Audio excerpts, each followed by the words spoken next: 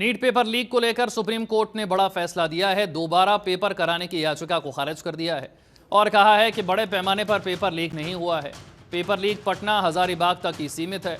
परीक्षा में व्यवस्थागत चूक नहीं है। पूरी परीक्षा की गरिमा प्रभावित नहीं हुई है। ये बड़ा फैसला है सुप्रीम कोर्ट का कि दोबारा नीट परीक्षा नहीं होगी। करीब 24 लाख छात्रों ने नीट की परीक्षा दी थी। मेडिकल एंट्रेंस के लिए परीक्षा होती है और सुप्रीम कोर्ट का कहना है कि ये कोई व्यवस्थागत तरीके से चूक नहीं मानी जा सकती है। परीक्षा की गरिमा प्रभावित नहीं हुई है। ये लीक पटना और हजारीबाग तक सीमित है। ऐसे में पूरी परीक्षा को दोबारा कराना ठीक नहीं होगा। नीट पेपर लीक केस में सुप्रीम कोर्ट का ये फैसला। 24 लाख छात्रों ने ये परीक्षा दी। 4 जून नतीजा आया। अगस्त का महीना है, यानी कि करीब 2 महीने हो चुके हैं इस परीक्षा का रिजल्ट आए हुए, लेकिन अब तक अदालत में ये लड़ाई चल रही है और अब सुप्रीम कोर्ट का कहना है कि दोबारा परीक्षा कराने की जरूरत नहीं है। इसे कोई व्यवस्थागत चूक नहीं माना गया है। सुप्रीम कोर्ट ने नीट मामले में कुछ गाइडलाइंस ले डाउन की हैं। आज जजमेंट प्रोनाउंस किया गया है, जिसमें काफ़ी चीज़ इरेगुलरिटीज़ जो हमने पॉइंट आउट की थी उसका सुप्रीम कोर्ट ने उसका नोटिस लिया है और जो कमेटी फॉर्म किया है गवर्नमेंट ने, उनको काफ़ी डायरेक्शंस दिए हैं कि जैसे पेपर लीक मामले में आपको क्या क्या करना है, कैसे आप इस चीज़ की रोकथाम कर सकते हैं। उन्होंने काफ़ी डायरेक्शंस, जैसे पेपर आपका ट्रैवलिंग हुआ, पेपर का कैसे ट्रैवल कर रहा है, आइडेंटिफिकेशन ऑफ द स्टूडेंट, जहां इंपर्सोनेशन वगैरह होता है, ये सारी चीज़ें नोट इनका एक अच्छे से विस्तार में इनका एनालिसिस करने के लिए सुप्रीम कोर्ट ने गाइडलाइंस आज ले डाउन की है। और कमेटी जो फॉर्म हुई है उनको थोड़ा सा वक्त और दिया गया है ताकि वो जो भी पॉइंट्स हैं जजमेंट में उसको इनकॉर्पोरेट करके एक रिपोर्ट गवर्नमेंट को पेश करेंगे और साथ ही साथ एक रिपोर्ट। नमित और जानकारी के साथ हमारे साथ है। नमित, आज क्या हुआ सुप्रीम कोर्ट में? देखिए, सुप्रीम कोर्ट ने नीट वाले मामले पर जो आदेश था वो विशाल पूरा पढ़कर सुनाया है। पहली बात तो इसमें सुप्रीम कोर्ट ने सीधा कह दिया है कि जो दोबारा पेपर कराने की जो बात थी उसको पूरी तरीके से उस याचिका को खारिज किया है और ये कहा है कि पेपर जो था वो बड़े पैमाने पर लीक नहीं हुआ था, इसलिए दोबारा पेपर नहीं कराया जाएगा। पेपर लीक की जो घटना थी वो केवल हजारीबाग और पटना तक ही सीमित थी। ऐसे में इस पूरी पेपर को दोबारा नहीं कराया जाएगा, क्योंकि अगर दोबारा पेपर कराया जाता है तो फिर परीक्षा की गरिमा जो है वो प्रभावित होगी। इसके अलावा भविष्य में पेपर लीक ना हो, इसको लेकर कुछ गाइडलाइंस जो हैं वो सुप्रीम कोर्ट ने बताई और जारी की। और उसमें जो कमेटी बनाई गई है उस कमेटी को 30 सितंबर तक का वक्त दिया गया है, यानी कि 30 सितंबर तक जो कमेटी है वो पूरी अपनी रिपोर्ट दाखिल करेगी और उसमें बताएगी कि आखिर अब तक जो पूरी कार्रवाई है वो चाहे एनटीए की तरफ से हो या फिर केंद्र सरकार की तरफ से हो या फिर सीबीआई की तरफ से हो, क्या क्या इस पूरे मामले पर कार्रवाई हुई है। इसके अलावा जो शिक्षा मंत्रालय है उसको 2 सप्ताह का वक्त जो है वो दिया गया है सुप्रीम कोर्ट की तरफ से, यानी कि शिक्षा मंत्रालय को 2 सप्ताह के भीतर अपनी पूरी रिपोर्ट भेजनी पड़ेगी कि उस शिक्षा मंत्रालय की तरफ से आखिर ये जो पेपर लीक हुआ था पटना और हजारीबाग में, उस पर शिक्षा मंत्रालय की तरफ से क्या क्या एक्शन लिया गया है। लेकिन बड़ी पैमाने पर जो छात्र हैं वो अलग अलग सेंटर में इसके लीक होने की बात कह रहे थे। ऐसे में अब सुप्रीम कोर्ट के फैसले से ये बिल्कुल साफ हो गया है क्या नमित कि अब ये परीक्षा दोबारा तो नहीं होने वाली है?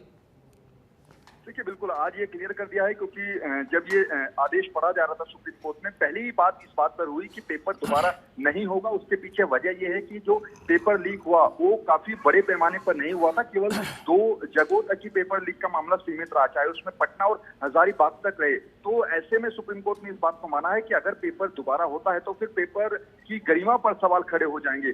दूसरा ये कि सुप्रीम कोर्ट ने इस बात पर भी जोर दिया कि पेपर कोचिंग सेंटर तक, यानी कि पेपर सेंटर तक जहां पर पेपर हो रहा था वहां तक पहुंचने में बीच में जो पेपर लीक हुआ उसको लेकर कमेटी को यह आदेश दिया गया है कि आखिर वो पेपर कैसे लीक हुआ, किस वजह से हुआ हजारीबाग और पटना के अंदर। इस पूरे मामले को लेकर जो कमेटी है वो 30 सितंबर तक अपनी रिपोर्ट भेजेगी, क्योंकि जो चीजें सामने आ रही थी विशाल निकलकर कि कैनरा बैंक की जगह जो पेपर था वो पीएनबी में कैसे पहुंच गया, ये सबसे बड़ा सवाल हमने देखा था जब सुनवाई हुई थी उसमें उठा था। तो इस तरीके के आदेश कमेटी को दिए गए हैं, जो गाइडलाइंस दी गई हैं उस पूरे मामले पर ही रिपोर्ट जो है 30 सितंबर तक जमा करानी है कमेटी को। ऐसे में बड़े पैमाने पर ना सही नमित, लेकिन छोटे पैमाने पर ही सही, पटना हजारीबाग तक ही सही, अगर वहां पर भी माना जा रहा है कि कुछ सेंटर्स पर भी पेपर लीक हुआ है तो फिर उसका अब समाधान क्या है? क्या उन सेंटरों पर परीक्षा दोबारा कराई जाए, कुछ छात्रों को चिन्हित किया जाए? अब इसका समाधान क्या होगा? देखिए, हालांकि इस मामले को लेकर सुप्रीम कोर्ट ने यह भी कहा कि अगर किसी छात्र की कोई व्यक्तिगत शिकायत है, जो हमने पूरा फैसला लिया है उसमें वो मुद्दे उस छात्र के रह गए हैं, तो वो हाई कोर्ट जाने का इच्छुक है, वो हाई कोर्ट जा सकता है। ये बात भी सुप्रीम कोर्ट के ऑर्डर में कही गई है। लेकिन जैसा मैं बार बार बता रहा हूँ कि पेपर तो अब दोबारा नहीं होगा, जो लगातार छात्र मांग कर रहे थे कि दोबारा पेपर हो। लेकिन हाँ, ये जरूर है कि इस पूरे मामले को लेकर कुछ गाइडलाइंस बनाई गई हैं। उस गाइडलाइंस में जो अब आदेश दिया गया है कमेटी को कि इस गाइडलाइंस के अनुसार आप अपनी जो जांच है वो जांच रिपोर्ट जो है वो जमा कराइए 30 सितंबर तक। उसके बाद शायद लेकिन उसके बाद भी अगर नमित, लेकिन ये पूरा समाधान नजर नहीं आ रहा है। मान लीजिए 1 या 2 सेंटर पर भी लीक हुआ है पेपर और वहां 100, 200, 300, 500 जितने भी छात्रों ने परीक्षा दी है, अगर उनमें से किसी के पास भी ये पेपर था और वो ऑल इंडिया रैंक में आते हैं, ऊपर आते हैं, टॉप में आते हैं, और उनकी वजह से कुछ ऐसे छात्रों का रैंक पीछे हो जाता है जो सच में डिजर्विंग थे, जो सच में योग्य थे, तो एक व्यक्ति की भी अगर सीट जाती है तो ये पूरा समाधान तो नहीं माना जा सकता। देखिए विशाल, इस बात पर हम उस दिन भी चर्चा कर रहे थे जिस दिन सुनवाई हुई थी कि पेपर लीक अगर हुआ है तो पेपर लीक को हम कैसे ये समझ सकते हैं कि वो केवल 2 जगह तक ही सीमित रहा होगा। क्योंकि अगर किसी बड़े एग्जाम का पेपर लीक होता है तो वो चुटकियों में ही एक से दूसरी जगह फैल जाता है। ऐसे में जिस दिन ये आदेश आया था और अभी थोड़ी देर पहले जब सुप्रीम कोर्ट के अंदर ये आदेश पढ़कर सुनाया गया, उसके बाद कुछ छात्रों से भी हमारी बातचीत हुई, वो इस फैसले से नाखुश नजर आए। उनका भी यही मानना था कि आखिर 2 जगह पेपर लीक हुआ है, लेकिन जिन लोगों के हाथ में पेपर आ गया वो तो टॉप पर पहुंच गए, लेकिन उनकी वजह से जो बच्चे पूरे मार्क्स से बाहर निकल के, रेस से पूरी तरीके से बाहर निकल के, उनका आखिर क्या कसूर है। तो निश्चित तौर पर इस पूरे फैसले को, सुप्रीम कोर्ट के फैसले को मैक्सिमम छात्रों ने नकारा है और उनका जो गुस्सा है वो अभी भी जारी है। मुझे लगता है नमित, यहाँ पर छात्रों को भी शिक्षा मंत्रालय का रुख करना चाहिए, क्योंकि हर चीज सुप्रीम कोर्ट पर छोड़ी नहीं जा सकती। यहाँ पर शिक्षा मंत्री का भी कोई रोल होना चाहिए, सरकार का भी कोई रोल होना चाहिए। हर फैसला अगर सुप्रीम कोर्ट पर ही छोड़ा जाएगा तो फिर जो चुने हुए प्रतिनिधि हैं या शिक्षा मंत्री हैं वो क्या फैसला लेंगे। अगर छात्रों की ये दिक्कत है और सुप्रीम कोर्ट खुद भी कह रहा है कि भाई 2 सेंटर पर तो चलिए हम मानते हैं कि पेपर लीक हुआ है, और फिर इसके आगे कमेटी बनना, फिर उस कमेटी की रिपोर्ट आना, ये बड़ा लंबा प्रोसेस है। और हम जानते हैं कि काउंसलिंग होती है, अगला सत्र शुरू होना होता है। यहां पर अब सरकार का बहुत बड़ा रोल होने वाला है।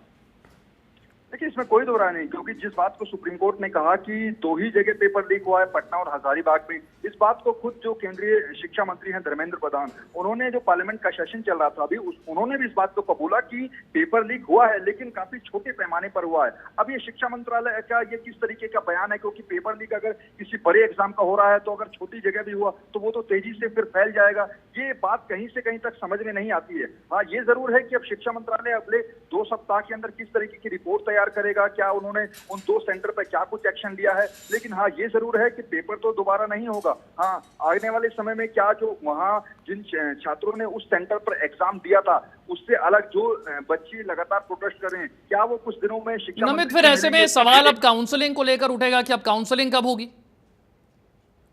देखिए वही मैं आपको बता रहा हूँ कि काउंसलिंग के लिए अब सुप्रीम कोर्ट ने जो आदेश पूरा विस्तृत पढ़ के बताया है, मुझे तो लग रहा है कि शायद 2 सप्ताह के बाद जो शिक्षा मंत्रालय अपना जवाब दाखिल करेगा, उसी के बाद शायद शिक्षा मंत्रालय की तरफ से ही और एनटी की तरफ से फिर नई डेट दी जाएगी कि आखिर काउंसलिंग कब होगी। क्योंकि 6 जुलाई से काउंसलिंग होनी थी, उस तारीख को हमने देखा कि काउंसलिंग पर जो है रोक लगा दी गई थी, कोई डेट नहीं बताई गई थी कि आगे कब काउंसलिंग शुरू होगी। जो मेरी जानकारी आ रही है कि 2 सप्ताह के बाद शिक्षा मंत्रालय अपना जवाब सुप्रीम कोर्ट में दे देगा, उसके बाद फिर काउंसलिंग की नई डेट जारी की जाएगी।